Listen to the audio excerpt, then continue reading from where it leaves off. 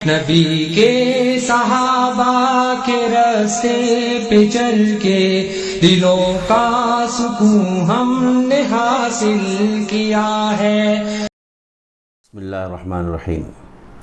الحمدللہ رب العالمین والعاقبۃ للمتقین والصلاة والسلام علی افضل الانبیاء والمرسلین وعلی آلہ واصحابہ اجمعین، اما بعد۔ قال اللہ تبارک و تعالی اعوذ باللہ من الشیطان الرجیم، بسم اللہ الرحمن الرحیم، والفجر ولیال عشر۔ اللہ تبارک و تعالی نے سال کے 12 مہینے بنائے ہیں، اور ان 12 مہینوں میں 4 مہینے ایسے ہیں جن کو اشہر حرم کہا جاتا ہے، اور اس کے اندر اللہ تبارک و تعالی نے خاص طور پر حرمت اور عظمت کی بنیاد پر ان کو اشہر حرم قرار دیا۔ اور یہ جو 4 مہینے ہیں، ذی قعدہ، ذی الحجہ، محرم اور رجب، ان کے اندر کچھ خصوصیات ہیں جس کی وجہ سے اللہ تبارک و تعالی نے ان کو حرمت والے مہینے قرار دیا۔ اور ان میں سے ذی الحج کا جو مہینہ ہے، جو سال کا آخری مہینہ ہے، 12واں مہینہ ہے، اس کی شان ہی کچھ نرالی ہے۔ بالخصوص اسی مہینے میں پہلا عشرہ جس میں حج کے مقدس مناسک ادا کیے جاتے ہیں، اللہ تعالیٰ کی بڑائی اور اس کے وحدت و عظمت کے کلمات بلند کیے جاتے ہیں، ان 10 راتوں کی قسم اللہ تبارک و تعالیٰ نے قرآن میں کھائی ہے، جیسا کہ میں نے عرض کیا والفجر ولیال عشر۔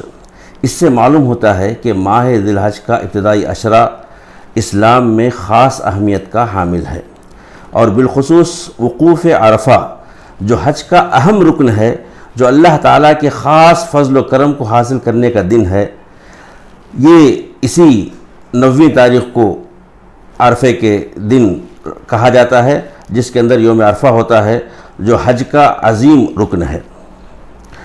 رمضان المبارک کے بعد ان ایام میں اخروی کامیابی حاصل کرنے کا بہترین موقع ہے۔ ان ایام میں زیادہ سے زیادہ عبادت کریں، روزہ رکھیں اور وسعت والے قربانی دیں۔ اللہ کا ذکر ان ایام میں کثرت سے کیا کریں۔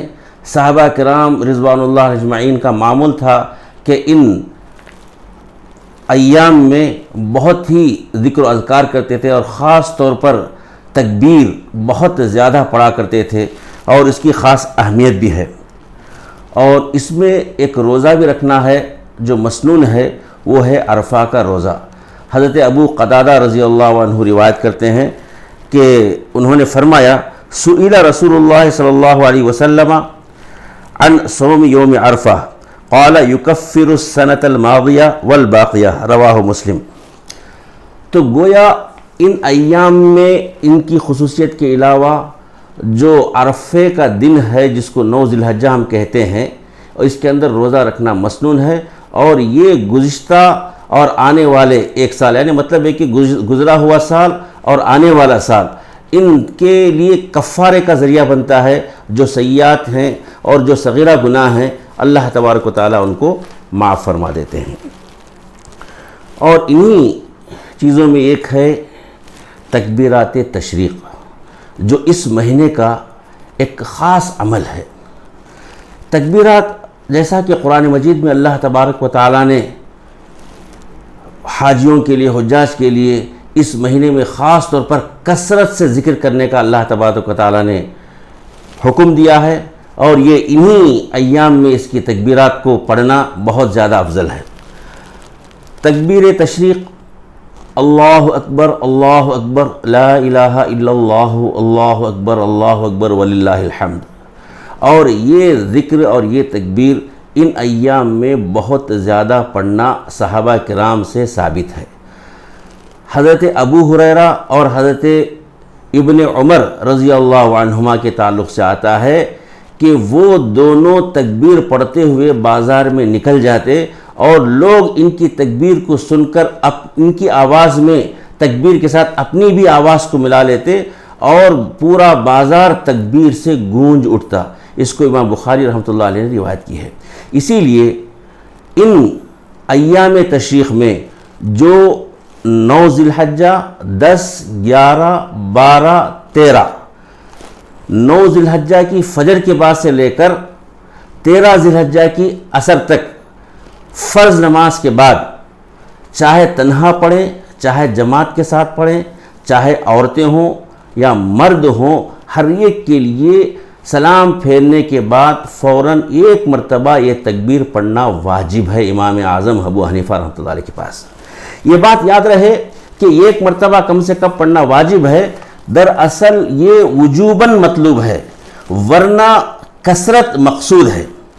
چنانچہ حدیث میں آیا ہے، حضرت عبداللہ ابن عمر رضی اللہ عنہ ارشاد فرماتے ہیں فَأَكْثِرُوا فِيهِنَّ مِنَ التَّهْلِيلِ وَالتَّكْبِيرِ وَالتَّحْمِيدِ وَذِكْرِ اللَّهِ رواہ ابو داود۔ ایک اور حدیث جس کو امام بخاری رحمۃ اللہ علیہ روایت کی ہے کہ جس میں حضرت عبداللہ ابن عمر رضی اللہ عنہ کا ان ایام میں یہ عمل تھا کہ چاہے وہ بازار میں ہو چاہے بستر میں ہو، ہر نماز کے بعد اور چلتے ہوئے مجلس میں تنہائی میں اس ذکر کو بار بار تکبیر پڑھا کرتے تھے۔ امام بخاری نے اس کو روایت کیا ہے۔ تو اس سے معلوم ہوا کہ ایک مرتبہ پڑھنا واجب ہے، مگر مقصود اور مستحسن یہ ہے کہ بار بار پڑھیں اور کثرت سے اس کا ذکر کیا کریں اور کثرت سے تکبیر پڑھا کریں۔ چنانچہ انہی احادیث کو سامنے رکھ کر امام شافعی علیہ الرحمہ نے بجائے ایک مرتبہ کے 3 مرتبہ پڑھنے کو ہر نماز کے بعد سنت قرار دیا ہے، حالانکہ ہمارے ہاں ایک ہی مرتبہ پڑھنا واجب ہے، اور اگر کوئی ایک سے زائد مرتبہ پڑھ لیتا ہے تو الحمدللہ اس میں اجر میں زیادتی ہوگی، ثواب ہوگا، کوئی قباحت نہیں ہے۔ اب اس کے بعد ان ایام میں ایک ہے عید کی نماز، عید الاضحیٰ۔ اسلام کے اندر 2 عید بہت ہی عظمت والے عید ہیں، ایک عید الفطر اور دوسرا عید الاضحیٰ۔ عید الاضحیٰ کی نماز ہمارے ہاں واجب ہے اور یہ 2 رکعت ہیں، اور اس کا وقت 10 ذی الحجہ کے اشراق کے بعد سے زوال سے پہلے تک اس کا وقت ہے، اور اس نماز کا اہتمام بھی کرنا چاہیے، اور اس کا طریقہ بڑا آسان ہے، اور اس نماز کے اندر 6 زائد تکبیرات ہوں گی، اور اس کا طریقہ انشاءاللہ عام طور پر مساجد میں آپ کو بتایا جائے گا، کہا جائے گا۔ عید کی نماز کی ترکیب بھی سماعت فرما لیں۔ نیت یہ کریں گے کہ میں عید الاضحیٰ کی 2 رکعت واجب نماز پڑھتا ہوں واسطے اللہ کے، تابع اس امام کے، منہ میرا کعبے کی طرف، زائد 6 تکبیرات کے ساتھ اللہ اکبر کہہ کر ہاتھ باندھ لیں گے۔ پھر سبحانک اللہم و بحمدک و تبارک اسمک و تعالی جدک و لا الہ غیرک۔ اب اس کے بعد پھر اللہ اکبر پڑھا جائے گا، ہاتھ اٹھائیں گے، چھوڑ دیں گے۔ پھر دوسری مرتبہ اللہ اکبر کہہ کر ہاتھ اٹھائیں گے، چھوڑ دیں گے۔ پھر تیسری مرتبہ اللہ اکبر کہیں گے، ہاتھ اٹھا کر پھر باندھ لیں گے۔ پھر امام سورہ فاتحہ اور ثانی سورہ پڑھیں گے، پھر رکوع ہوگا، سجدہ ہوگا، پھر دوسری رکعت کے لیے کھڑے ہو جائیں گے، اور دوسری رکعت میں کھڑے ہونے کے بعد سورہ فاتحہ اور ثانی سورہ پڑھنے کے بعد رکوع میں جانے سے پہلے 3 مرتبہ زائد تکبیر ادا کرنا ہے کہ اس سے پہلے اللہ اکبر کہیں، اوپر ہاتھ اٹھائیں، چھوڑ دیں، پھر دوبارہ اللہ اکبر کہیں، ہاتھ اٹھائیں اور چھوڑ دیں، اور پھر تیسری مرتبہ اللہ اکبر کہیں، ہاتھ اٹھائیں، چھوڑ دیں، اور چوتھی مرتبہ جب اللہ اکبر کہا جائے گا ہاتھ نہ اٹھائیں بلکہ رکوع میں چلے جائیں، اور اسی طرح اپنی نماز کو مکمل کر لیں۔ یہ نماز ہمارے پاس واجب ہے۔ ابو بکر جساس علیہ الرحمہ نے فصلی لربک وانحر جو صلاۃ نماز کے لیے کہا گیا ہے، وہ کہتے ہیں کہ وہ اسی نماز عید الاضحیٰ کے تعلق سے کہا گیا ہے، تو معلوم ہوا کہ یہ واجب ہے نماز۔ اب اس کے بعد ایک اور چیز ہے جو ان ایام میں کرنے کی ہے، وہ ہے قربانی۔ قربانی، اس کے تعلق سے بڑے فضائل بھی آئے ہیں، اور وسعت ہونے کے باوجود عمداً ترک کرنے والے کے لیے وعید بھی آئی ہے۔ اللہ کے رسول سرکار دو عالم صلی اللہ علیہ وسلم جب مکہ مکرمہ سے مدینہ منورہ ہجرت کر کے گئے، 10 سال رہے۔ روایت میں آتا ہے کہ آپ پابندی کے ساتھ ہر قربانی کے موقع پر آپ قربانی دیا کرتے تھے۔ یہ مواظبت اس بات پر دلالت کرتی ہے کہ یہ قربانی واجب ہے، اور بہت سارے احادیث بھی ہیں کہ جن کے اندر وجوب پر دلالت کرتی ہیں۔ مثال کے طور پر اللہ کے رسول سرکار دو عالم صلی اللہ علیہ وسلم نے ایک حدیث میں جو وسعت ہونے کے باوجود قربانی نہ دے ان کے لیے وعید سنائی ہے۔ آپ نے فرمایا من कान लहू सातन वलम युज़ही फला यक़रबन्न मुसल्लाना, यानी जो कोई उसअत होने के बावजूद, जो शख्स उसअत, मन कान लहू सातन, अगर उसअत होने के बावजूद कुर्बानी न दे तो वो हमारे ईदगाह के करीब भी ना आए। इतनी सख्त वईद, ये सिर्फ वजूब होने, ये वजूब होने पर ये बातें दलालत करती हैं, तो बाकायदा वाजिब है। इस हदीस से दो बातें हमारे सामने आई। ये कि हर साहिब उसात, जो साहिब निसाब हो या साहिब उसात हो, उस पर कुर्बानी वाजिब है। अगर ये घर के अंदर एक ख़ानदान में मुश्तरका ख़ानदान है और अगर इसमें 4-5 अफराद भी अगर साहिब उसात हैं या साहिब निसाब हैं तो हर एक पर कुर्बानी वाजिब होगी। तो इस हदीस से ये मालूम होता है। और उसके अलावा अल्लाह के रसूल सरकार दो आलम सल्लल्लाहु अलैहि वसल्लम ने फरमाया कि इन अय्याम नहर, जो 10, 11, 12 ज़िलहज्जा के गुरूब तक का वक्त है, इन अय्याम में कुर्बानी से बढ़कर अल्लाह तबारक व तआला के पास कोई अमल पसंदीदा नहीं है।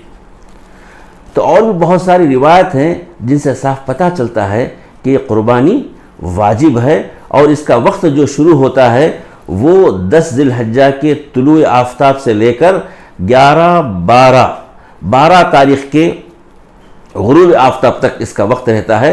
ये 3 दिन जिनको हम अय्याम नहर कहते हैं, हर साहिब इस्तिताअत अपनी तरफ से कुर्बानी दे। अगर छोटा जानवर देता है तो वो एक की जानिब से काफ़ी हो जाएगा। अगर बड़े जानवर की कुर्बानी करता है तो 7 अफराद की जानिब से एक बड़े जानवर काफ़ी हो जाएगा। और इस सिलसिले में अल्लाह तबारक व तआला ने जिस किसी को वसअत दी है वो इस अमल को यकीनन करें, अल्लाह तबारक व तआला का ये पसंदीदा अमल है।